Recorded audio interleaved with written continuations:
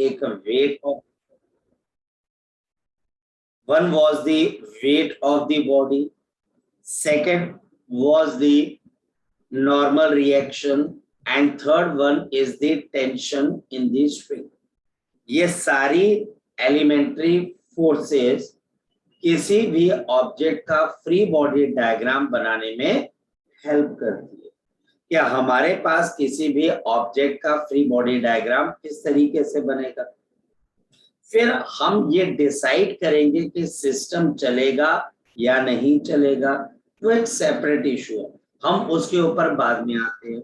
और सिस्टम अगर चलेगा तो उसकी एक्सेलरेशन हमारे पास कैसे हो जाएगी। तो हम धीरे धीरे बच्चे चीजों को अब अंडरस्टैंड करने की तरफ को चलते हैं, और धीरे धीरे बच्चे इस बात को अंडरस्टैंड करेंगे बच्चे कि ये फोर्सेस किस तरीके से काम करती हैं बच्चे। तो कल हमने ये डिसाइड किया कि हमारे पास एक weight acts on the object, weight acts on the object from the center of body towards the center of the earth. ये हमारे पास ड्यू टू ग्रेविटी होती है बच्चे, और हमारे पास यहाँ पर जितनी फोर्स अर्थ आपके ऊपर लगाती है उतनी फोर्स आप भी अर्थ के ऊपर लगाते हो। ये फोर्स की डायरेक्शन ग्राउंड के परपेंडिकुलर डायरेक्शन की तरफ को हो जाती है। नेक्स्ट वन हमारे पास यहाँ पर नेक्स्ट वन बच्चे आपके पास क्या आ जाता है, नॉर्मल रिएक्शन। ये कांटेक्ट की वजह से नॉर्मल रिएक्शन, ये कांटेक्ट फोर्स है। ये बच्चे हमारे पास कांटेक्ट फोर्स है। क्या mg कांटेक्ट फोर्स है? नहीं, ये हमारे पास कौन सी फोर्स हो सकती है, नॉन कांटेक्ट फोर्स। कैसे पता, अगर किसी ऑब्जेक्ट को हवा में लटका दिया जाए, किसी ऑब्जेक्ट को हवा में लटका दिया जाए तो भी उसका वेट mg नीचे की तरफ को काम करता है। नॉर्मल रिएक्शन, नॉर्मल रिएक्शन हमारे पास एक कांटेक्ट फोर्स है। जहां पर भी कांटेक्ट एस्टेब्लिश होगा वहां पर नॉर्मल रिएक्शन जनरेट होगा। नॉर्मल रिएक्शन बॉडी की तरफ आता है बच्चे हमारे पास, और ये भी पेयर्स के अंदर प्रोड्यूस होता है।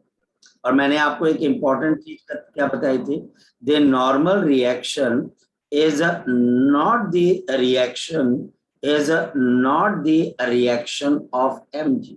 ये आपके पास mg का रिएक्शन नहीं है, it is not the reaction of the mg। ये बच्चा हमारे पास mg का कतई कभी भी रिएक्शन फोर्स नहीं हो सकता। कौन बच्चे, नॉर्मल रिएक्शन। ये कभी भी बच्चा आपके पास mg का रिएक्शन नहीं हो सकता।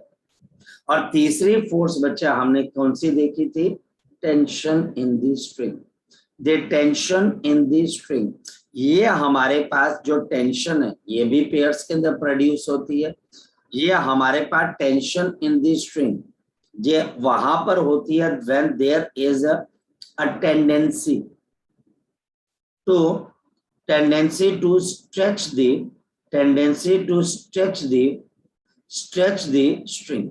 stretch the string or the rope, tendency to stretch the string or the rope।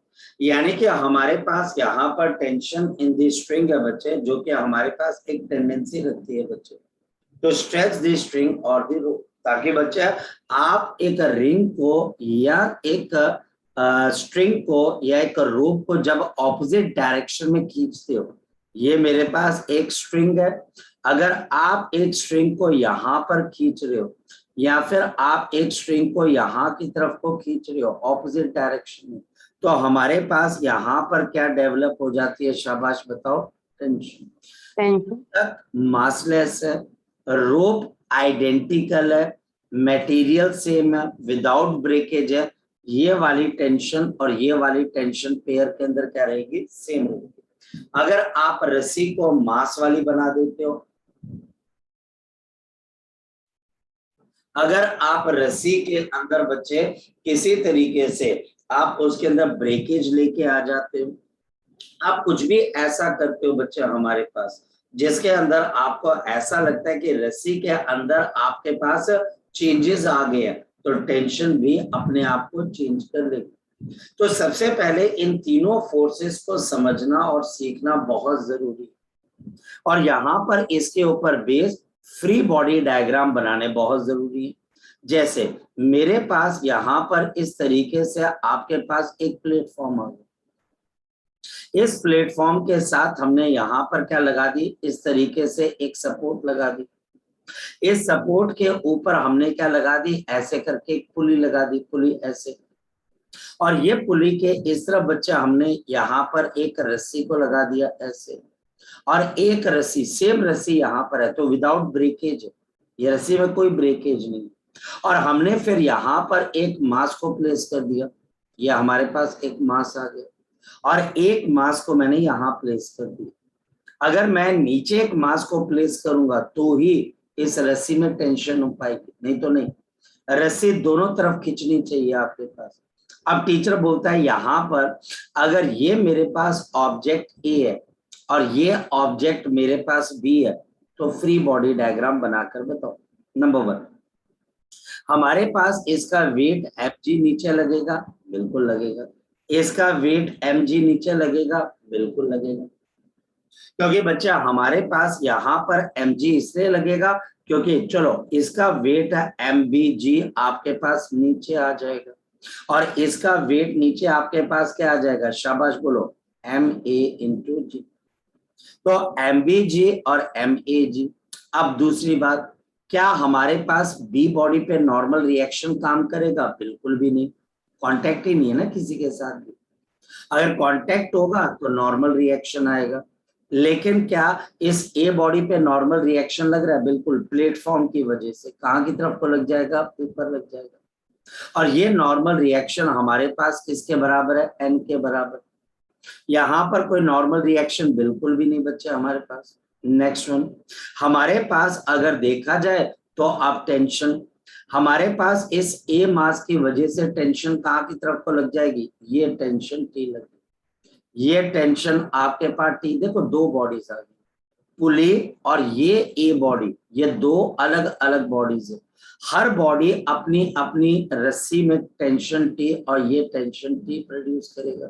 फिर ये पुली है और ये मास है, तो हमारे पास यहाँ पर भी क्या प्रोड्यूस हो जाएगी, टेंशन टी, ये टेंशन टी है, और हमारे पास यहाँ पर ये टेंशन टी है, और हमारे पास ये टेंशन टी और ये भी टेंशन टी। अब बताओ ये चारों टेंशन सेम क्यों है बच्चे हमारे पास, क्योंकि रस्सी में किसी किस्म की कोई ब्रेकेज नहीं आई है, ये रस्सी यहां से शुरू होकर यहाँ पर मुड़ रही है, पर बच्चे टूटी नहीं है, मुड़ रही है पर बच्चे ब्रेकेज नहीं आई है, मुड़ रही है पर मटेरियल चेंज नहीं हुआ है, सेम रस्सी बच्चे आपके पास ए से बी की तरफ को जा रही है, और यहाँ पे टेंशन टी, ये टेंशन टी, ये टेंशन टी, और ये भी टेंशन टी। तो हमारे पास यहाँ पर बच्चा आपके पास क्या आ गया बच्चे, ये टेंशन टी आ गया, ये बच्चा हमारे पास यहाँ पर ये भी टेंशन टी, ये हमारे पास यहाँ पर टेंशन टी, और ये भी टेंशन टी। अगर मैं इधर बच्चे आपको देखने को बोलूं तो तीन बॉडीज है, और इन तीनों बॉडीज का फ्री बॉडी डायग्राम बच्चे हमारे पास कैसे बनेगा, जरा देखें बच्चे। पहले ए बॉडी का फ्री बॉडी डायग्राम, सबसे पहले मैं आपको ए बॉडी का फ्री बॉडी डायग्राम बनाकर बताता हूँ। आप बताओ ए बॉडी पे कितनी फोर्सेस काम कर रही है, शाबाश बताओ। एक नॉर्मल रिएक्शन एन ऊपर की तरफ, और एक हमारे पास नीचे MAG, और एक टेंशन हमारे पास यहाँ पर टी आ जाए, और ये टेंशन बच्चा हमारे पास टी आ जाए, तो हमारे पास यहाँ पर फोर्स आ जाएगी MAG, ऊपर बच्चे नॉर्मल रिएक्शन N, और ये टेंशन हमारे पास यहाँ पर टी, और ये बच्चे हमारे पास ए क्या आ गया, इस बॉडी का सिंबल है, ये ए बॉडी का हमारे पास क्या बन गया बच्चे, फ्री बॉडी डायग्राम, पुली। अगर बच्चे हम यहाँ पर पुली की बात करें तो पुली पे कौन कौन सी फोर्सेस काम कर रही हैं, शाबाश बताओ बच्चे। पुली के ऊपर एक टेंशन टी यहाँ पर काम कर रही है बच्चे हमारे पास, क्योंकि टेंशन हमेशा बॉडी से दूर जाती है, और दूसरी टेंशन नीचे की तरफ को काम कर रही है, और ये बच्चा हमारे पास टेंशन टी और ये भी टेंशन टी, और हमारे पास ये पुली का फ्री बॉडी डायग्राम। नीचे अब मेरे पास यहाँ पर बी बॉडी है, अब बताओ इस बी बॉडी पे कौन कौन सी फोर्सेस काम कर रही? ऊपर टेंशन टी आ गया और नीचे बच्चा हमारे पास एम जी आ। नॉर्मल रिएक्शन हो नहीं सकता क्योंकि कांटेक्ट ही नहीं है, तो ये टेंशन टी आ गई और नीचे बच्चा हमारे पास क्या आ गया, एम बी और जी। तो ये हमारे पास यहाँ पर क्या आ गया बच्चे, आपके पास इसका फ्री बॉडी डायग्राम। ये हमारे पास क्या किसका एफ बी डी बन गया बच्चे आपके पास, ये मेरे पास एफ बी डी बन गया आपके पास ए बॉडी का। ये हमारे पास किसका एफ बी डी बन गया बच्चे, शाबाश बताओ, पुली का। और ये किसका एफ बी डी बन गया बच्चे हमारे पास, बताओ शाबाश, ये मेरे पास एफ बी डी बन गया आपके पास बी बॉडी का। तो मेरे पास यहाँ पर जितनी बॉडीज पॉसिबल हो सकती हैं हम उतनी बॉडीज का एफ बी डी यानी कि फ्री बॉडी डायग्राम बनाने की कोशिश करेंगे।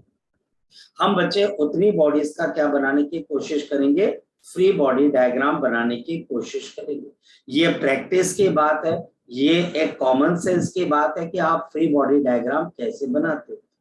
जैसे कि मेरे पास मान लिया जाए कि टीचर अब इस तरीके से आपको एग्जाम्पल दे, ये एक इंक्लाइन प्लेन है और ये मेरे पास दूसरा इंक्लाइन प्लेन है, और हमारे पास यहाँ पर इन दोनों इंक्लाइन प्लेन का अपना अपना ग्राउंड के साथ एक एंगल बन रहा है। ये एंगल मेरे पास अल्फा बन गया, ये एंगल मेरे पास बीटा बन गया।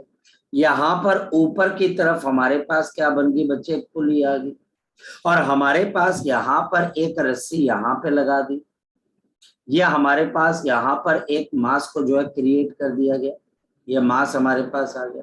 यही रस्सी विदाउट बच्चे ब्रेकेज, विदाउट ब्रेकेज, यही रस्सी बच्चे हमारे पास विदाउट ब्रेकेज क्या बच्चे यहाँ पर पहुंच गई। यहाँ पर मेरे पास एक मास और लगा दिया गया, ये एक मास और लगा दिया गया, ये हमारे पास एक मास और लगा दिया गया।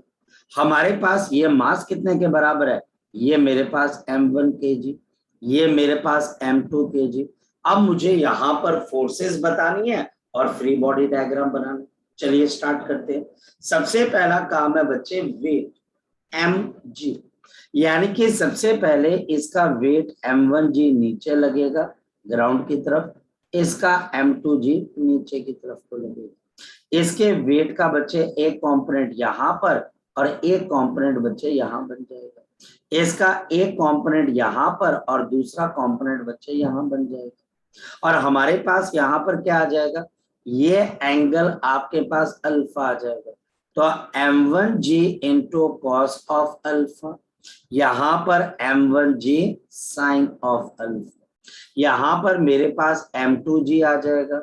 दिस इज अब फिर बच्चे ये बीटा आपके पास आ जाएगा, m2g कॉस ऑफ बीटा, और यहाँ पर मेरे पास क्या आ जाएगा, m2g साइन ऑफ बीटा। पहला काम ये। दूसरा नॉर्मल रिएक्शन, ये बच्चे नॉर्मल रिएक्शन एक इसका और ये एक इसका, क्योंकि अब बॉडीज अलग अलग जा रही हैं तो नॉर्मल रिएक्शन इसका भी बच्चा हमारे पास n1 हो जाएगा और इसका नॉर्मल रिएक्शन n2 हो जाएगा। तो एक का नॉर्मल रिएक्शन n1 और दूसरे का बच्चा हमारे पास यहाँ पर क्या हो जाएगा, n2 हो जाएगा। नेक्स्ट वन, हमारे पास इस m1 की वजह से यहाँ पर टेंशन T आ जाएगी, इस पुली की वजह से टेंशन T आ जाएगी, इस पुली की वजह से टेंशन T आ जाएगी, और इसकी वजह से बच्चा हमारे पास टेंशन T आ जाएगी। ये बच्चा हमारे पास यहाँ पर टेंशन क्रिएट हो जाती है, ये हमारे पास यहाँ पर टेंशन T जो है बच्चे वो क्रिएट हो जाती है।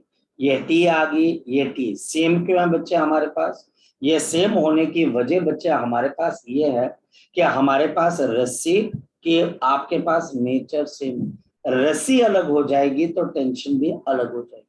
अब टीचर बोलता है इसको देख के फ्री बॉडी डायग्राम बनाइए, तो बड़े आराम से बन जाएगा। m1 का फ्री बॉडी डायग्राम कैसे बनेगा बताओ, m1 पे एक फोर्स m1g cos अल्फा नीचे लग रही है, ये हमारे पास m1g cos अल्फा नीचे लग रही है। नॉर्मल रिएक्शन ऊपर की तरफ को लग रहा है, ये n1 है। इसके ऊपर एक रस्सी की टेंशन T पीछे लग रही है और इसका एक वेट टेंशन से ऑपोजिट इसको नीचे खींचना चाहता है। m1g sine of alpha, m1g sine of alpha, m2g। अगर मैं m2g का फ्री बॉडी डायग्राम बनाऊं तो ये कैसे बनेगा बताओ शाबाश। यहां पर m2g cos अल्फा नीचे लग रहा है, देखो ये करना पड़ेगा। m2g cos बीटा सॉरी नीचे लगेगा। यहां पर इस तरफ को m2g साइन ऑफ बीटा बच्चे हमारे पास लग रहा है। m2g आपके पास साइन ऑफ बीटा, पीछे की तरफ क्या लग रही है टेंशन की, रस्सी सेम है। और नीचे फ्लोर की वजह से नॉर्मल रिएक्शन आता है। mg की वजह से नॉर्मल रिएक्शन नहीं आता है, फ्लोर की वजह से आता है। और बदले में ये भी फ्लोर को n2 ही देता है बच्चे। रहेगी बच्चे पुली, तो पुली के ऊपर बच्चे अब मेरे पास दो फोर्सेस काम कर रही है, बताओ कौन कौन सी। एक टेंशन यहाँ पर बच्चे T और एक टेंशन बच्चे हमारे पास यहाँ पर। तो ये हमारे पास इन बॉडीज का क्या बन जाता है बच्चा हमारे पास फ्री बॉडी डायग्राम। तो हमारे पास यहाँ पर इन बॉडीज के लिए क्या बन गया बच्चे शाबाश बताओ हमारे पास फ्री बॉडी डायग्राम। तो ये बच्चे हमारे पास यहाँ पर क्या बन गया बच्चे फ्री बॉडी डायग्राम। तो अगर अभी भी और बाकी फ्री बॉडी डायग्राम हम कहाँ सीखेंगे, बाकी बच्चे हम सीखेंगे इन दी प्रॉब्लम्स। जब हम प्रॉब्लम्स करते रहेंगे तो हमको ये भी समझ में आ जाएगा बच्चे कि कैसे कैसे हम फ्री बॉडी डायग्राम को समझना या सीखना चाहते हैं बच्चे। बड़ी सिंपल सी बात और बड़े ढंग से बच्चे हम इन चीजों को समझ सकते हैं या फिर सीख सकते हैं। जी शौर्य बोलो शाबाश। सर मेरा ना एक्चुअली डाउट था सर, जैसे ऐसे जैसे सपोज सर ये मास है m1, सर हमने इसको अगर सरफेस के ऊपर रखा तो इस पे n1 लगेगा, ठीक है सर। सर मेरा क्वेश्चन ये है कि इस पे सर जब हमने पुली पे नहीं लगेगा n1? नहीं देखो मैं आपकी बात समझ गया। पहली बात बच्चे बिल्कुल सही तूने क्वेश्चन पूछा। पहली बात बच्चे हम इस पुली को मासलेस मान के चलते, क्या मान के चलते हैं बच्चे मासलेस। ये एक अजम्पशन है जो कि गलत है। अगर बच्चे हमारे पास बिल्कुल सही क्वेश्चन है एप्रोप्रिएट डाउट, क्योंकि आपके इस डाउट के ऊपर आईआईटी ने एक बार क्वेश्चन बनाया था और उसने पुली का मास ले लिया। अगर काका जी बिल्कुल सही बात बेटा, सब बच्चे इस बात को समझिए, Shaurya has done a marvellous job. Shaurya ने बहुत अच्छी बात यहाँ पर बोली। लेकिन बच्चे अगर पुली का मास आएगा, बिल्कुल बच्चे अगर पुली का मास आएगा तो इस पुली का वेट नीचे लगेगा और जैसे mg बच्चे नीचे तो ये दबाना शुरू करेगी सरफेस को, तो सरफेस इसको नॉर्मल रिएक्शन ऊपर की तरफ को देगा। बिल्कुल सही बात है बच्चे। लेकिन तब जब पुली का टीचर आपको क्या दे मास दे, बिल्कुल होगा, क्यों नहीं होगा बच्चे। बिल्कुल सही क्वेश्चन एप्रोप्रिएट, मजा आ गया क्वेश्चन सुनकर। ये होता है डाउट कि सर पुली को क्यों नहीं ले रहे हो, पुली भी तो एक बॉडी है, उसको नॉर्मल रिएक्शन क्यों नहीं मिल रहा, क्योंकि हम उसको इस वक्त मासलेस मान रहे हैं। अगर उसके पास मास आ जाएगा तो उससे नॉर्मल रिएक्शन डेवलप होगा, जरूर डेवलप होगा, क्यों नहीं होगा बच्चे। ठीक है चलें आगे। अब मैं आपको क्वेश्चन के अंदर ये चीजें करवा दूंगा। जी चले बच्चे अब शाबाश बोलो। सर अच्छा अब बच्चे शुरुआत, ये तो अब चलता रहेगा। अब शुरुआत बच्चे हमारे पास यहाँ पर कहीं ना कहीं से करनी पड़ेगी, क्यों ना बच्चे। अब हम सिचुएशन को अंडरस्टैंड करें। सबसे पहले बच्चे आपको समझ में आना पड़ेगा बच्चे इक्विलिब्रियम। इक्विलिब्रियम इक्विलिब्रियम बच्चे हमारे पास यहाँ पर दो तरह के होंगे, एक आपके पास स्टैटिक और दूसरा बच्चे डायनामिक। स्टैटिक स्टैटिक स्टैटिक बच्चे हमारे पास यहाँ पर क्या होगा, जिसमें एक्स एक्सिस की तरफ सारी फोर्सेस का सम 0 हो जाए, जिसमें वाई एक्सिस की तरफ सारी फोर्सेस का सम 0 हो जाए, जिसमें जेड एक्सिस की तरफ सारी फोर्सेस का सम क्या हो जाए 0 हो जाए। जहां पर बच्चे हमारे पास सारी की सारी एक्सिस की तरफ फोर्सेस का सम बच्चा हमारे पास 0 हो जाए और बॉडी बच्चा हमारे पास रेस्ट के ऊपर है। दूसरा इक्विलिब्रियम हमारे पास होगा डायनेमिक इक्विलिब्रियम। डायनेमिक इक्विलिब्रियम के अंदर क्या होगा, जिसके अंदर सेम सारी फोर्सेस का सम एक्स का, वाई का, जेड का, सबका सम बच्चा हमारे पास यहाँ पर 0 हो जाएगा। लेकिन बॉडी रेस्ट पे नहीं होगी, बॉडी बच्चे कांस्टेंट वेलोसिटी से स्ट्रेट लाइन पे चलेगी। बॉडी कांस्टेंट वेलोसिटी से स्ट्रेट लाइन पे चलेगी। कांस्टेंट वेलोसिटी से किस पे चलेगी? स्ट्रेट लाइन के ऊपर।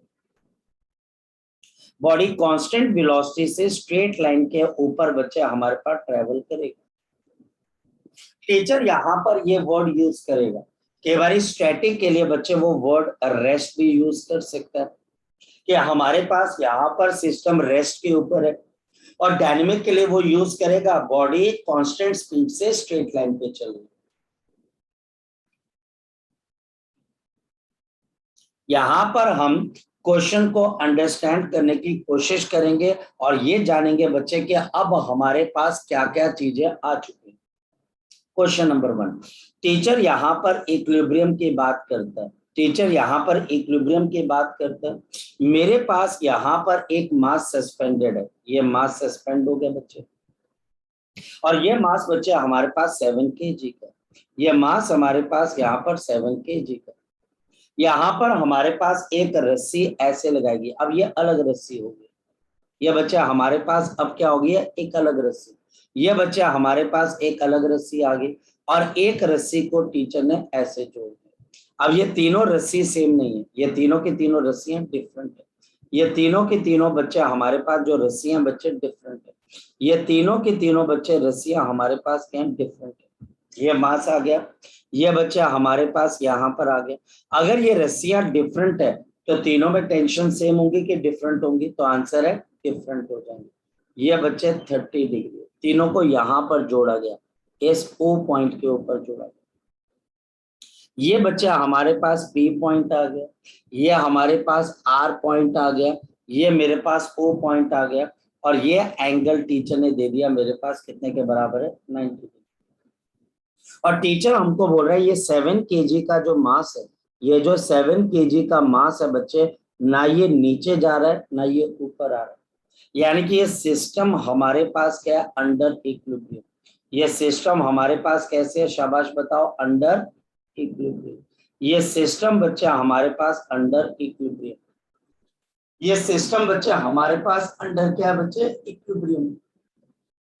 अगर ये सिस्टम हमारे पास अंडर इक्विलिब्रियम है बच्चे, तो सबसे पहले बताओ कौन कौन सी फोर्सेस इस पे काम करेंगे। ये 7 kg हवा में सस्पेंडेड है, mg यानी कि 70 न्यूटन की फोर्स नीचे लगी। नॉर्मल रिएक्शन नहीं आ सकता क्योंकि इसका किसी प्लेटफॉर्म के साथ कांटेक्ट नहीं। नेक्स्ट वन, यहाँ पर बच्चा हमारे पास टेंशन आ जाएगी, यहाँ पर भी टेंशन टी आ जाएगी। ये बच्चा हमारे पास इसकी वजह से यहाँ पर बच्चा हमारे पास एक टेंशन आ जाएगी, और यहाँ से भी बच्चा हमारे पास यहाँ पर टेंशन आ जाएगी।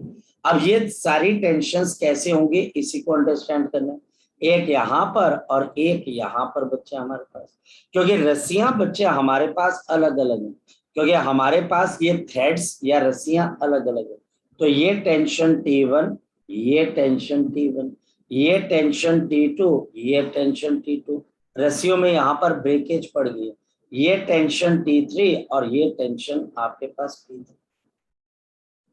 अब हमको यहाँ पर बच्चे इसको समझने की कोशिश करनी है कि हमारे पास ये टेंशन टीचर निकालने को बोल दे तो कैसे करोगे, कैसे नहीं करोगे। फोकस करना। सबसे पहले मैं 7 kg बॉडी का फ्री बॉडी डायग्राम बनाता हूँ। 7 kg पे कौन कौन सी फोर्सेस लग रही है? शाबाश बताओ बच्चे हमारे पास 7 kg पे कौन कौन सी फोर्सेस लग रही है? एक नीचे 70 न्यूटन और ऊपर बच्चे हमारे पास टेंशन थी। ये बच्चा हमारे पास टेंशन आपके पास T1 आ गया। आई एम सॉरी, मैं जरा इसको इस O पॉइंट का बच्चे फ्री बॉडी डायग्राम बना देता हूँ। ये O पॉइंट का है, ये मेरे पास 7 kg बॉडी का है, O पॉइंट का। O पॉइंट पर कौन कौन सी फोर्सेस काम कर रही है? नीचे की तरफ बच्चा हमारे पास टेंशन आ गई T1। यहाँ पर टेंशन कौन सी जा रही है? शाबाश बताओ बच्चे, यहाँ पर टेंशन बच्चा हमारे पास T2, और यहाँ पर टेंशन हमारे पास कौन सी जा रही है? शाबाश बताओ, यहाँ पर कौन सी टेंशन जा रही है? ये मेरे पास आ गई T3। तो मेरे पास यहाँ पे टेंशन T1, T2 और तीसरी बच्चे हमारे पास यहाँ पे T3 काम कर रही है।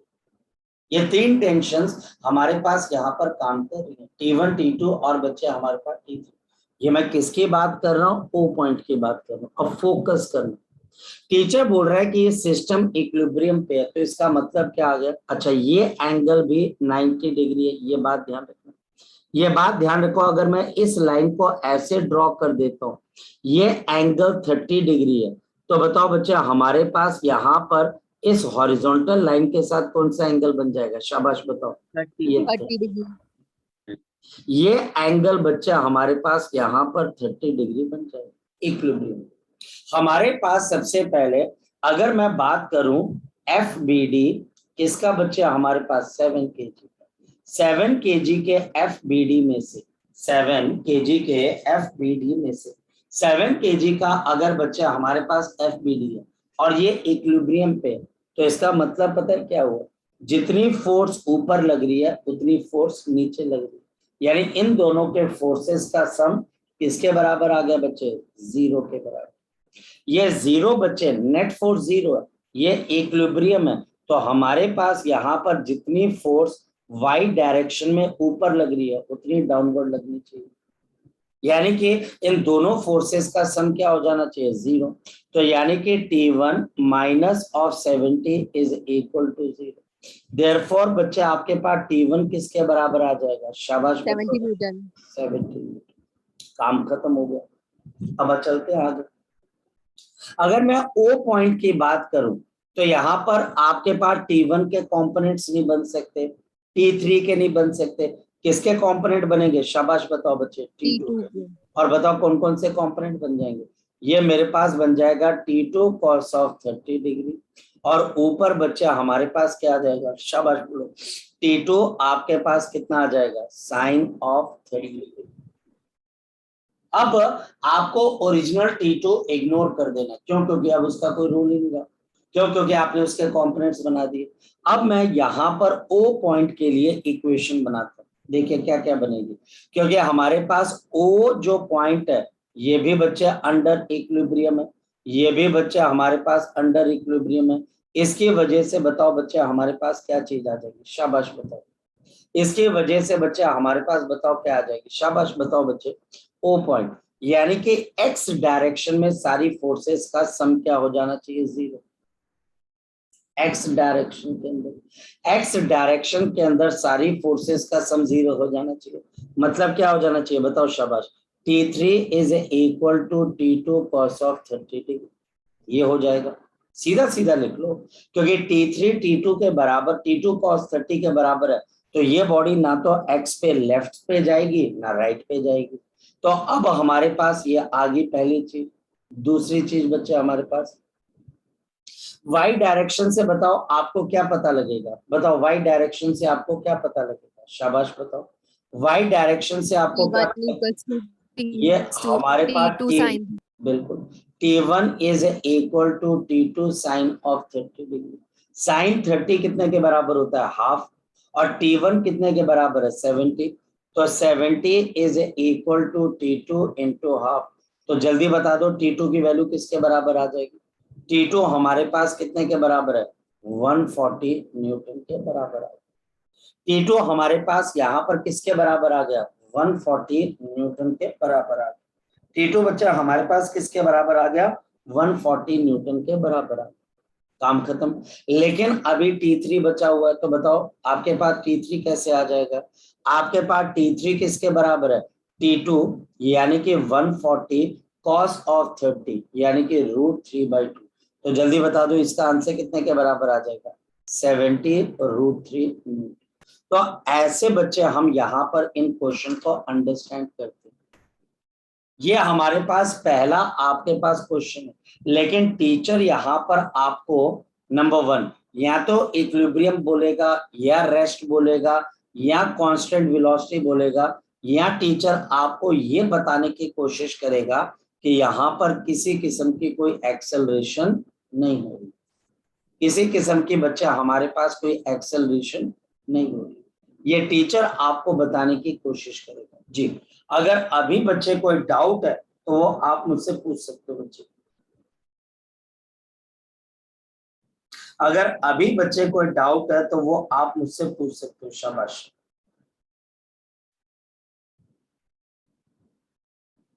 बेटा अगर कोई डाउट है तो वो आप मुझसे पूछ सकते हो बच्चे, शाबाश।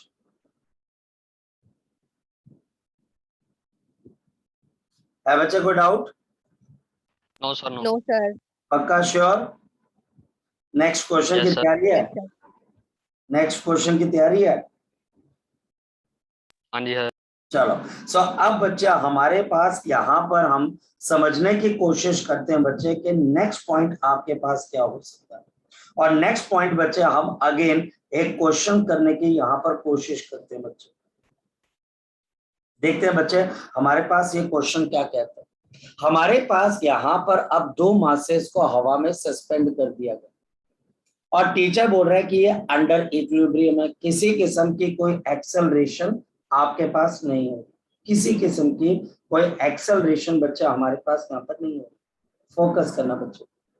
हमारे पास यहाँ पर एक सीलिंग है, ये बच्चा हमारे पास एक सीलिंग है, इसके साथ बच्चा हमारे पास एक रस्सी लगाई गई और फिर बच्चा हमारे पास एक मास को लगाया गया, ये एक मास है बच्चा हमारे पास। फिर बच्चा हमारे पास यहाँ पर एक और रस्सी लगाई गई और यहाँ पर बच्चा हमारे पास एक मास आ गया बच्चा हमारे पास, यहाँ पर बच्चे एक मास आ गया। अच्छा अब एक बात बताओ, यहाँ पे टेंशन सेम रहेगी कि डिफरेंट हो जाएगी? शाबाश बताओ। यहाँ पे टेंशन सेम रहेगी कि डिफरेंट होगी बच्चे? शाबाश बताओ। डिफरेंट। यहाँ पर डिफरेंट हो जाएगी। और क्यों डिफरेंट हो जाएगी? ब्रेकेज। यहाँ पर बच्चे मेरे पास 5 kg का मास और दूसरा बच्चा हमारे पास यहाँ पर 10 kg का मास है, ये बच्चा हमारे पास 10 kg का मास है। और इस पर्टिकुलर वजह की वजह से बच्चा हमारे पास क्या है, यहाँ पर हमारे पास जो है बच्चे टेंशन जो अलग अलग है रस्सियों में, ऊपर अलग हो जाएगी और नीचे बच्चे हमारे पास अलग हो जाएगी। चलिए शाबाश। अब बच्चे हम यहाँ पर शुरू करते हैं और बहुत सिंपल से एक कंडीशन से शुरू करते हैं। पहली बात, यहाँ पर हर एक ऑब्जेक्ट का वेट कहाँ की तरफ को लगेगा? अर्थ की तरफ। पहले वेट से स्टार्ट करना, जो मर्जी हो जाए, 100 न्यूटन और इसका 50 न्यूटन। तो हमारे पास यहाँ पर पहले वाले का बच्चा हमारे पास यहाँ पर कितना आ जाएगा? 100 न्यूटन और दूसरा बच्चा हमारे पास यहाँ पर कितना आ गया? 50 न्यूटन। ओके, कोई फोर्स नहीं छोड़नी। दूसरा नॉर्मल रिएक्शन यहाँ पर काम करेगा या काम नहीं करेगा बच्चे? क्या यहाँ पर नॉर्मल रिएक्शन होगा या फिर नहीं होगा बच्चे? बोलो शाबाश, बोलो बच्चे। नहीं होगा। नहीं होगा। और क्यों नहीं होगा बच्चे हमारे पास? क्योंकि किसी किस्म का, बिल्कुल किसी किस्म का बच्चा हमारे पास यहाँ पर बच्चे हमारे पास कांटेक्ट नहीं, हमारे पास यहाँ पर किसी किस्म का बच्चे कोई कांटेक्ट नहीं। अब बच्चे शुरू करते हैं तीसरी फोर्स के साथ। क्या यहाँ पर बच्चे टेंशन काम करेगी? बिल्कुल काम करेगी बच्चे। और बच्चे टेंशन कैसे काम करती है? टेंशन हमेशा बॉडी से ऑपोजिट डायरेक्शन में जाने के काम करती है। टेंशन लेने का नहीं होता है, टेंशन बच्चे देने का होता है। स्टार्ट करते हैं, जैसे ये 5 kg की वजह से टेंशन ऊपर जाएगी और यहाँ पर बच्चे सीलिंग की वजह से यहाँ पर आएगी। मेरी बात को समझना बच्चे। और हमारे पास बच्चे यहाँ पर एक और चीज है बच्चे, इसी 5 kg की वजह से नीचे भी टेंशन जाएगी, पर अब टेंशन T नहीं जाएगी, T1 जाएगी। बताओ T1 क्यों जाएगी बच्चे? बताओ शाबाश। ब्रेकेज। क्योंकि बच्चा ब्रेकेज आ चुकी है, रस्सी अलग हो चुकी है, मटेरियल अलग हो चुका है। और हमारे पास बच्चे यहाँ पर एक और चीज आ गई बच्चे, और वो क्या बच्चे? हमारे पास 10 kg की वजह से भी टेंशन लगेगी और ये कहां पर लग जाएगी बच्चे? ऊपर की तरफ। और कोई फोर्स नहीं, और कोई भी फोर्स बच्चे हमारे पास यहाँ पर नहीं, बिल्कुल भी बच्चे कोई फोर्स नहीं। अब हमारे पास इक्विलिब्रियम की बात है। देखो मैं फ्री बॉडी डायग्राम बनाता हूँ। 5 kg बॉडी पे कितनी फोर्सेस लग रही है इस वक्त बच्चे? बताओ, 1, 2 या 3 बच्चे बताओ शाबाश। 5 kg की बॉडी पे कितनी फोर्सेस लग रही है? 1, 2 या 3? 3 बच्चे। आपके पास टेंशन T ऊपर की तरफ लगा रही है क्योंकि ये ऊपर वाली रस्सी को नीचे खींच रहा है, ये नीचे वाली रस्सी को ऊपर खींच रहा है, तो टेंशन बच्चे हमारे पास T1 प्लस अर्थ इसको नीचे खींच रही है। मैक्सिमम बच्चे यहाँ पर 50 न्यूटन को भूल जाते हैं। 50 न्यूटन ये हमारे पास है। ये मेरे पास फ्री बॉडी डायग्राम बन गया और किसका बन गया 5 kg बॉडी। चलिए ये सिस्टम बच्चा हमारे पास इक्विलिब्रियम पे, तो अगर ये इक्विलिब्रियम पे है तो बचाओ हमारे पास यहाँ पर क्या हो जाएगा, अगर ये इक्विलिब्रियम पे है तो जितनी फोर्स ऊपर लग रही है टी वो किसके बराबर होनी चाहिए, T1 प्लस ऑफ नीचे बच्चे 50 के बराबर। ये टी बच्चा हमारे पास किसके बराबर लगनी चाहिए, शाबाश बताओ। ऊपर बच्चा हमारे पास जो टी लग रही है ये बच्चा हमारे पास T1 प्लस ऑफ बच्चा हमारे पास किसके बराबर लगनी चाहिए, 50 के बराबर लगनी चाहिए, क्योंकि नीचे वाली फोर्सेस ऐड हो जाएंगी क्योंकि उनकी डायरेक्शन सेम है। और इन दोनों का सम अगर ऊपर वाली टी के बराबर है तो ये 5 kg की बॉडी ना तो नीचे जाएगी ना ऊपर आएगी। 10 kg की बॉडी, कोई 10 kg की बॉडी के फ्री बॉडी डायग्राम पे कितनी फोर्सेस लग रही है बताओ शाबाश। एक बच्चा हमारे पास दो, एक टेंशन T1 ऊपर और 100 न्यूटन नीचे, शाबाश। अब कोई बच्चा यहाँ पर फटाफट यहाँ पर बताए कि T1 is equal to 100 Newton. T1 is equal to 100 Newton, खत्म काम। एंड देयरफॉर यहाँ पर बच्चे बता दो कि टी की वैल्यू किसके बराबर है, 100 प्लस ऑफ 50, तो कितना आ जाएगा हमारे पास, शाबाश, ये हमारे पास आएगा 150 न्यूटन। बस ये हमारे पास यहाँ पर आ जाएगा 150 न्यूटन। कोई बहुत मुश्किल चीज थोड़ी ना, कोई बहुत मुश्किल चीज थोड़ी ना, ये तो बड़ी सिंपल सी चीज है जो कि हमें यहाँ पर पता होनी चाहिए। ये बड़ी सिंपल सी चीज है जो कि हमें यहाँ पर पता होनी चाहिए। अगर ये चीजें मुझे पता लगने लग जाएंगी ये आगे की तरफ हमारा रास्ता और बढ़िया कर देती है। अगर अभी हम इन चीजों को अच्छे से समझ पा रहे या देख पा रहे हैं तो आगे बच्चे हमको क्वेश्चन करने का मजा भी आएगा।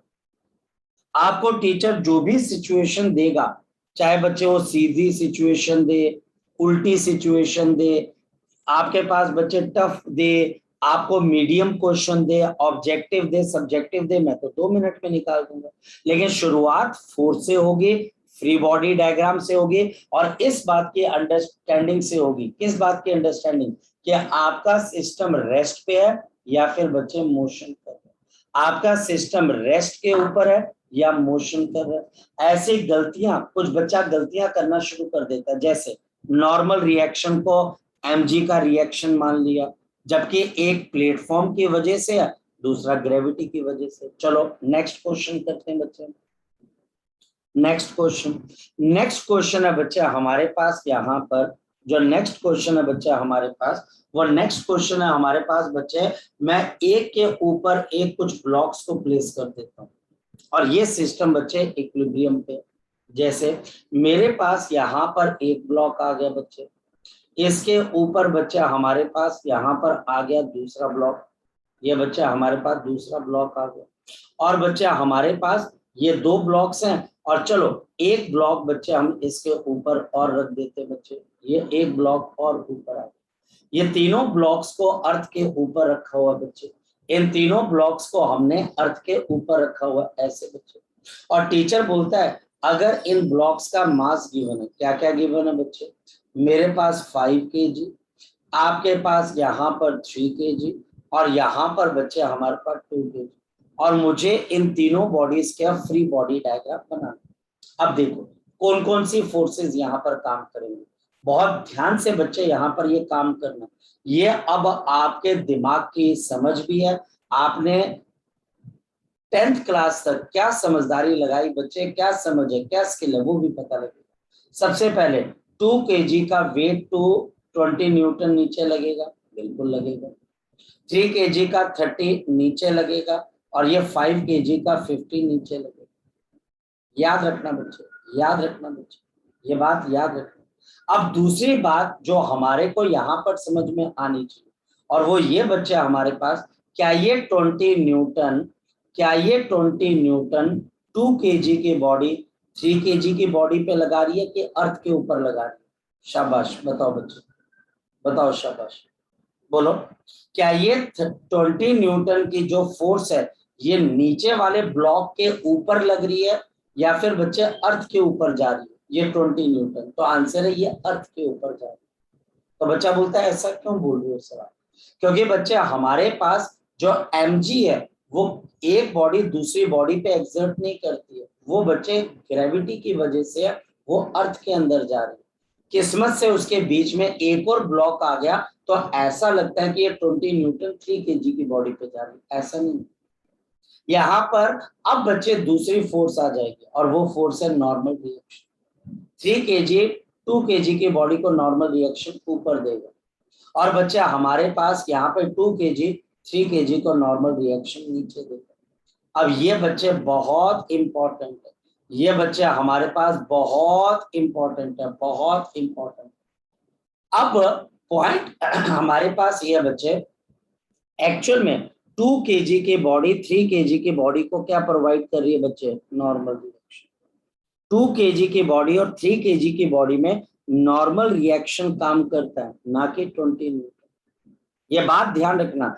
बहुत सारे बच्चे फिर ये जवाब देते हैं सर एन भी तो 20 के बराबर हो गया। यार बराबर हो गया ना बेटा, लेकिन दो चीजें बराबर होने का मतलब ये थोड़ी ना बच्चे कि वो दोनों चीजों को आप इक्विवेलेंट मानना शुरू कर दो, वो दोनों बॉडी दोनों फोर्सेस को एक जैसा मानना शुरू कर दो।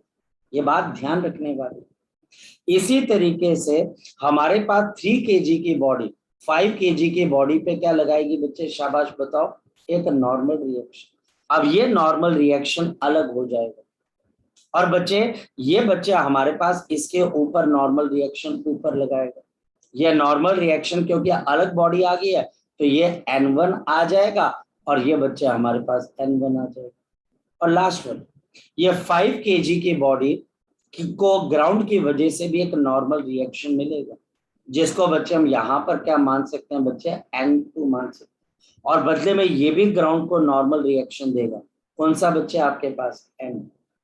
अब ये चीज आपको धीरे धीरे समझ में आए या आज ही समझ में आ जाए, ये बच्चे अब आपको डिसाइड भी करें।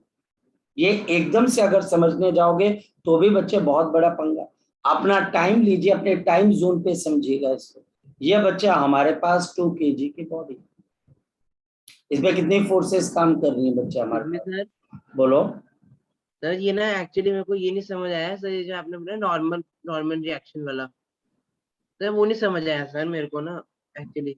नॉर्मल रिएक्शन होती किसकी वजह से, सर सरफेसेस के बीच में। तो फिर सरफेसेस आ रही हैं 2 kg और 3 kg के बीच में, सर मेरे को डायरेक्शन नहीं समझ आ रही इनकी सर। बेटा नॉर्मल रिएक्शन हमेशा बॉडी की तरफ आती है ना शौर्य, बॉडी की तरफ, ओके सर। बिल्कुल। मतलब कि 2 kg की बॉडी हमारे पास यहाँ पर, अगर ये 2 kg की बॉडी है बच्चे, ये आपके पास, ये बच्चे अगर मेरे पास 2 kg की बॉडी है, इस 2 kg की बॉडी के ऊपर कौन कौन सी फोर्सेज लग रही है। एक फोर्स बच्चे हमारे पास 20 न्यूटन की नीचे, और नीचे वाली सरफेस के साथ इसका कांटेक्ट है तो इसकी वजह से नॉर्मल रिएक्शन ऊपर आएगा। ये नीचे वाली सरफेस की वजह से N ऊपर आएगा और बच्चे ग्रेविटी की वजह से 20 न्यूटन आएगा। नेक्स्ट वन, 3 kg की बॉडी। अब बताओ 3 kg की बॉडी के ऊपर आपके पास बच्चे कौन कौन सी फोर्सेस लग रही है। अब ये थोड़ा सा चैलेंजिंग, बताओ शाबाश। हमारे पास यहाँ पर अगर आपके लिए ये 3 kg की बॉडी है, कौन कौन सी फोर्सेस लग रही है, शाबाश बताओ। 3 kg की बॉडी के लिए बताओ शाबाश। हमारे पास 3 kg की बॉडी के लिए कौन कौन सी फोर्सेस लग रही है। क्या 20 न्यूटन आप 3 kg की बॉडी पे लगाओगे, बिल्कुल। यहाँ पर 30 न्यूटन नीचे लग रहा है, ऊपर से नीचे की तरफ कौन सी आ रही है, नॉर्मल रिएक्शन, ये वाली, और नीचे से ऊपर बच्चे दूसरी नॉर्मल रिएक्शन आ रही है। नॉर्मल रिएक्शन कांटेक्ट की वजह से N, और ये N1 5 kg की वजह से, और 30 न्यूटन ग्रेविटी की वजह से, वो प्लेटफॉर्म की वजह से नहीं आ रही है। और लास्ट वन बच्चा हमारे पास कौन सा मास आ गया बच्चे, लास्ट वन बच्चे हमारे पास यहाँ पर मास 3 kg नहीं अपना नॉर्मल रिएक्शन देगा ऊपर की तरफ। हाँ बेटा वो बना तो दिया बच्चे, 2 kg के पास एक बॉडी अपना नॉर्मल रिएक्शन दूसरे को देता है ना बच्चे, आया ना, ठीक है सर, ठीक है, ठीक है, दे तो दिया उसने ऊपर वाले को। और बच्चे हमारे पास इसी तरीके से लास्ट बच्चे हमारे पास बॉडी कौन सी आ गई, लास्ट बॉडी बच्चे हमारे पास यहाँ पर आ गए 5 kg। 5 kg पे बच्चे अब कौन कौन सी फोर्सेस हैं, एक 3 kg की वजह से बराबर का नॉर्मल रिएक्शन आएगा N1, पेयर्स में होता है नॉर्मल रिएक्शन। अगर 3 kg को 5 kg से नॉर्मल रिएक्शन मिल रहा है, तो बदले में ये सेम नॉर्मल रिएक्शन उसको देगा। क्या 30 न्यूटन इस पे आएगा? बिल्कुल भी नहीं। और बच्चे दूसरा, इस 5 kg को ग्राउंड से नॉर्मल रिएक्शन मिल रहा है, कौन सा मिल रहा है बच्चे, शाबाश बताओ, N2। और इसके ऊपर 50 न्यूटन की फोर्स नीचे की तरफ को लगी। ये 50 न्यूटन की फोर्स बच्चे नीचे लगी। अब ये सारा सिस्टम रेस्ट पे है। पहली बॉडी के लिए क्या इक्वेशन बनाओगे, n इज इक्वल टू 20। दूसरे के लिए क्या इक्वेशन बनाओगे, n1 ऊपर लग रहा है, n नीचे है, 30 भी नीचे है, तो n plus of 30 is equal to n1। n plus of 30 is equal to बच्चे हमारे पास यहाँ पर n1। मेरी बात को समझ पा रहे हो? n प्लस ऑफ बच्चा हमारे पास यहाँ पर n प्लस ऑफ बच्चा हमारे पास 30, क्योंकि n और 30 डाउनवर्ड लग रहे हैं और n अपवर्ड लग रहा है। और लास्ट बच्चे बताओ हमारे पास क्या सिचुएशन, और लास्ट बच्चे बताओ हमारे पास यहाँ पर क्या situation. N1 plus 50 is equal to N2. N1 यहाँ plus पर 50 is equal to N2. ये बच्चा हमारे पास आ जाएगा, आपके पास n1 plus of 50 is equal to n2। N2 is the reaction given by the ground। ये बच्चे रिएक्शन है given by the ground, given by the ground। याद रखना ये सबसे ज्यादा कंट्रोवर्शियल बच्चे एग्जांपल होती है, क्योंकि बच्चा इसमें नॉर्मल रिएक्शन और ग्रेविटी की फोर्सेस को समझ नहीं पाता। वो ये बोलता है कि सर नॉर्मल रिएक्शन आ रहा है, उसकी ग्रेविटेशनल फोर्स उसके ऊपर क्यों नहीं आ रही? भाई कैसे आ जाएगी? बिल्कुल भी नहीं आ सकती बच्चे, ये बिल्कुल भी नहीं आ सकती बच्चे, क्योंकि नॉर्मल रिएक्शन कांटेक्ट की वजह से, और ग्रेविटी के लिए कांटेक्ट होना जरूरी नहीं। ग्रेविटी के लिए बच्चे हमारे पास कांटेक्ट होना जरूरी नहीं है बच्चे, वो नॉन कांटेक्ट फोर्स है बच्चे। चलिए, अगर मैं ऐसा बोलता हूं तो देयरफॉर बताओ n1 की वैल्यू किसके बराबर है, शाबाश बताओ। n1 बच्चे हमारे पास यहाँ पर 20 न्यूटन है। और फिर बच्चे हमारे पास यहाँ पर बता दो देयरफॉर अगर n1 20 है तो n2 की वैल्यू कितने के बराबर है, शाबाश बता दो। 70 न्यूटन। 70। और बच्चे क्वेश्चन सॉल्व होते, और बच्चे हमारे पास यहाँ पर क्वेश्चन सॉल्व होता है। नॉर्मल रिएक्शन, नॉर्मल रिएक्शन, देखो ये क्वेश्चन अब आपसे पूछे जाएंगे और बिल्कुल पूछे जाते बच्चे।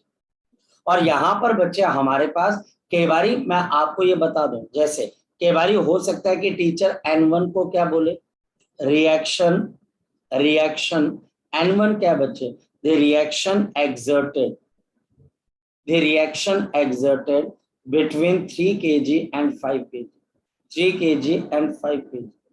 Next one है n1 can be the force between the force exerted, the force exerted, ये 5 kg आना था, 5 kg, the force exerted by the 5 kg on 3 kg, by 5 kg on 3 kg, क्योंकि 5 kg और 3 kg ग्रेविटेशनल फोर्स तो लगा नहीं सकते, तो वो एक दूसरे पे कौन सी फोर्स लगाएंगे, नॉर्मल रिएक्शन की फोर्स लगाएंगे।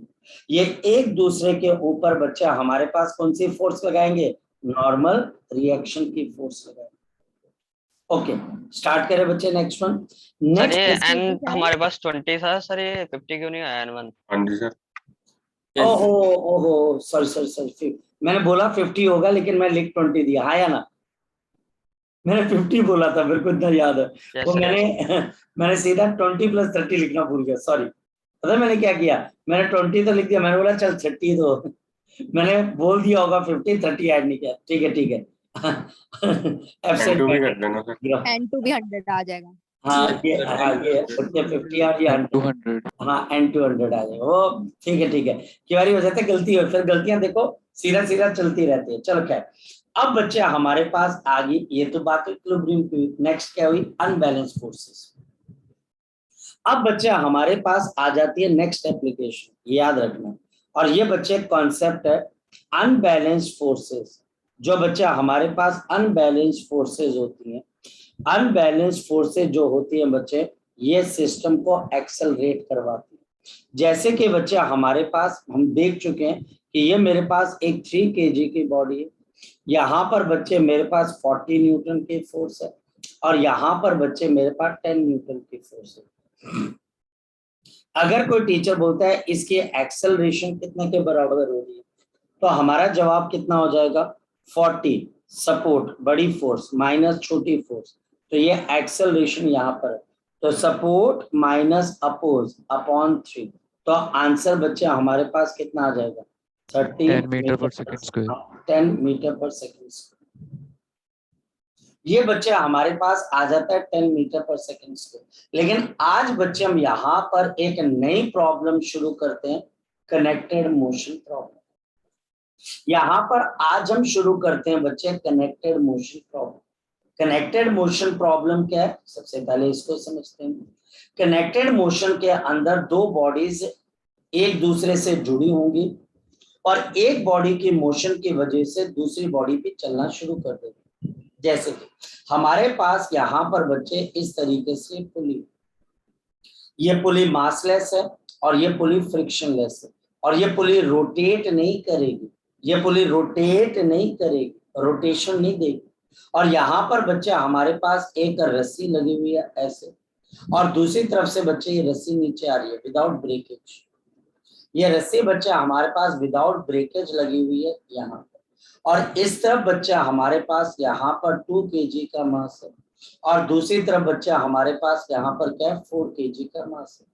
ये बच्चा हमारे पास 4 kg का मास है, और टीचर बच्चा हमको यहाँ पर ये बोल देता है कि इस सिस्टम की आप एक्सेलरेशन बताएं क्या हो जाएगी, और ये हवा में लटकी हुई। पहली चीज आपके पास याद रखना कि ये पुली बच्चा हमारे पास डज नॉट रोटेट, ये पुली रोटेट नहीं होती, दे पुली डज नॉट रोटेट। और ये क्यों नहीं रोटेट हो रही है बच्चे, क्योंकि हमारे पास ये फ्रिक्शनलेस है, ये रस्सी इसके ऊपर फिसल कर इधर उधर जा सकती है। यहाँ पर 4 kg की वजह से बताओ नीचे कौन सी फोर्स लग रही होगी, बताओ शाबाश। यहाँ पर 4 kg की वजह से बताओ कौन सी फोर्स लग रही होगी नीचे, ये बच्चा हमारे पास 40 न्यूटन। 40 न्यूटन। और 20 kg की वजह से कौन सी लग रही होगी बच्चे, शाबाश बताओ 20 न्यूटन। अब बताओ 40 न्यूटन बड़ा कि 20 न्यूटन बड़ा, बताओ शाबाश। 40 न्यूटन। अब ये डिसीजन तो आपको लेना कि कौन सी फोर्स बड़ी, जो फोर्स बड़ी होगी सिस्टम वहां की तरफ को एक्सेलरेट कर जाएगा, यानी कि ये यहाँ पर एक्सेलरेट कर जाएगा और ये मास बच्चे ऊपर जाना शुरू कर देगा। और बच्चे हमारे पास ये इसको इकट्ठे कौन चलवा रहा है, रस्सी की टेंशन। ये टेंशन की वजह से रस्सी खिंचती है, और इस टेंशन की वजह से एक मास जब नीचे गिरता है तो पीछे पीछे दूसरा मास कहाँ की तरफ को आता है बच्चे, आपके पास ऊपर। पीछे पीछे बच्चा हमारे पास दूसरा मास बच्चे आपके पास कहाँ की तरफ को आता है, ऊपर की तरफ को आता है। फिर ध्यान से समझना बच्चे, यहाँ पर फिर से बच्चे ध्यान से समझना कि हमारे पास यहाँ पर एक मास अगर आपके पास नीचे आता है तो दूसरा मास कहाँ की तरफ को आता है बच्चे, ऊपर की तरफ को आता है। एक मास बच्चे हमारे पास नीचे आता है तो दूसरा मास कहाँ की तरफ को जाता है बच्चे, आपके पास ऊपर की तरफ को आता है। टेंशन, अगर रस्सी में टेंशन नहीं हो तो बच्चे आपको भी पता है कि एक छोटा बच्चा क्या करता है, वो जब चलता है तो अपने खिलौने के साथ रस्सी को बांध लेता है। और वो रस्सी को बच्चे क्यों बांध लेता है, ताकि रस्सी में जैसे ही टेंशन प्रोड्यूस होती है, जो लड़का जितनी स्पीड से आगे जाता है उसका खिलौना भी उसके पीछे पीछे चलना शुरू हो जाता है। तो ये रस्सी की टेंशन बच्चे हमारे पास इसके लिए रिस्पॉन्सिबल होती है। तो जब तक टेंशन है तो ये बच्चे हमारे पास 40 न्यूटन से नीचे जा रहा है, तो 40 न्यूटन इसको नीचे लेके आ रही है, तो बच्चे ये ऊपर की तरफ हो जाए। मैं अब आपको यहाँ पर एक सिंपल सी बात पूछता हूँ, यहाँ पर 40 बड़ा कि 20 बड़ा, 40 इसके एक्सेलरेशन निकालने का तरीका क्या है, 40 माइनस 20 अपॉन 4 प्लस ऑफ 2, और बच्चे हमारे पास क्या आ जाएगा 20 अपॉन 6, और this will be 10 upon 3 metre per second square. यानी कि ये हमारे पास 10/3 मीटर पर सेकेंड स्क्वायर से नीचे आएगा, और ये 10/3 मीटर पर सेकेंड स्क्वायर से कहाँ की तरफ को जाना शुरू कर देगा, ऊपर की तरफ। लेकिन ये पुली रोटेट नहीं होती है, रस्सी फिसलती है, रस्सी फिसलती है इसलिए एक मास नीचे जाता है और दूसरा मास ऊपर। यहाँ पर टेंशन टी और ये टी, ये टी और ये टी भी तभी सेम है। अगर कोई टीचर आपको बोले इफ पुली रोटेट्स, अगर कोई टीचर आपको क्या बोले, इफ द पुली रोटेट्स, अगर ये पुली रोटेट हो जाए तो क्या हो जाएगा, तो आप ये बोलोगे tension will be not different, tension on the left hand side, now tension on the left hand side not equal to the right hand side, tension अलग अलग हो जाएगी। और बच्चे ये पुली कभी रोटेट नहीं होते, मासेस ऊपर नीचे जाते हैं रस्सी की वजह से, पुली रोटेट नहीं होती है, पुली कभी भी रोटेट नहीं होती है, पुली कभी भी रोटेट नहीं होती है, मासेस ऊपर नीचे जाते हैं और टेंशन तभी तक सेम है बच्चे जब तक पुली रोटेट नहीं होती। चलिए सो आज के लिए बच्चे हम इतना ही करते हैं, बाकी चीजें बच्चे अब हम कल डिस्कस करेंगे। इसको पढ़ लीजिएगा, कोई डाउट आए तो मुझे जरूर बता दीजिएगा। एक दो बच्चों के डाउट्स आ चुके हैं मेरे पास, वो मैं करवा दूंगा, ठीक है। कोई बात